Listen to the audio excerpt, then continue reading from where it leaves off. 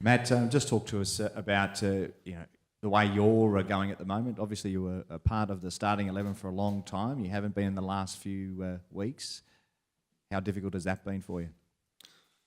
Yeah, man, it's been tough. Obviously, you want to be out there playing with the boys, especially leading up to something so big. But just got to stay, mentally strong and just keep preparing as normal. And hopefully, when the time comes, you get your chance and you're ready to take it. And hopefully, after that, you can stay there in the team. Has Bert said anything particular to you about what he wants from you? Nothing personally, just in training as a team and when we're doing tactics and stuff like that, but nothing personally. Yeah. Daniel?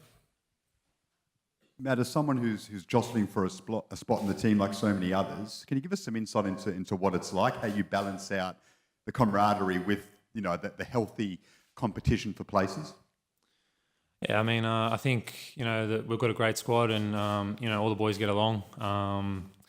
It's tough when you obviously want to be playing. There's only 11 spots in the team, so you obviously balance it yourself, and there's no real problems that we've had as the date. So just focus and just do as well as you can in training. That's really all you can do.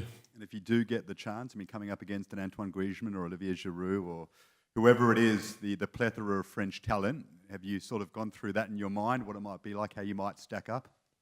Yeah, I mean, it's every team that you play is going to have a great player up front or a few great players in that attacking third. So you just got to be focused and try not to think about who these guys are, and just play it as any other match and go out there and give it all you got. Yes. Hey Matthew, Russian news agency.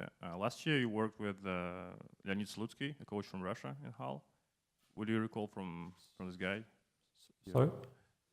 Last year you worked with Leonid Slutsky. He was a coach in Hull City. No.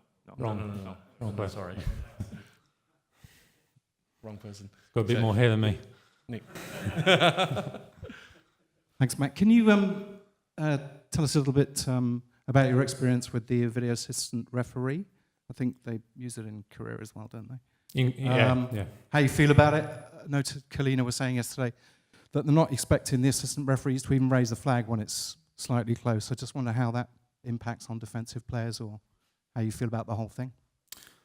Yeah, I mean, we had the referees meeting the other day, and he explained everything, and we had like different videos and stuff just to explain how everything is going to go down in the tournament. So we've sort of looked at everything, and we all understand everything, so it should be fine. Bash. Matt, just further to that, was there any clarification about the retrospective nature of the VAR at halftime, that the referees can go back and perhaps red card a player for the second half? Was that clarified at all? That's an addition to what has been with the VAR. I can't remember him speaking about red cards, but just in general, like the VAR, it's just going to be used if it's obviously blatant. They'll be notified without going to the video, and if the referee needs to see it, he'll go check it himself. Does that change your attitude as far as marking players? The fact that there can be that sort of scrutiny about defenders in particular?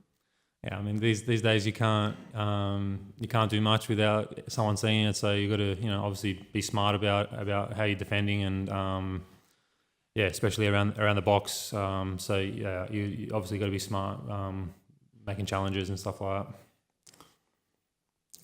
Yep. Okay. That's it. Matt, no need to say about sort of what's been written about the A-League in the last couple of years, and you were a Sydney FC player not so long ago, and got a fair few former A-League players in this squad now, and guys like Daniel Arzani. I mean, getting a result against France, does that play in your mind at all? What it would say about Australian football? Put a bit of a positive light on it? Yeah, I think definitely. There's a lot of boys that have come through the A-League and they've done a good job. They've moved on overseas and they're still doing well. So I think A-League's been a great stepping stone for me personally, and I had a great time at Sydney when I was there the last few years. So it's great to see some A-League boys in here that are probably ready to move to the next step, and I think the A-League personally for me was a great step. Seb. And Matty, just further to that, I suppose, is how are you feeling being here? It's been a long journey for you to get to this moment. Now you're in camp.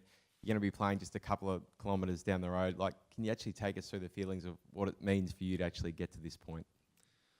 Yeah, I mean, to make my debut only just at the end of last year in the playoff games, and to be here now is obviously just a dream come true. Yeah, I mean, before those games, I wasn't even in the squad, so to be here now, it's amazing, and just loving every minute of being in camp, and seeing all this, it's just awesome.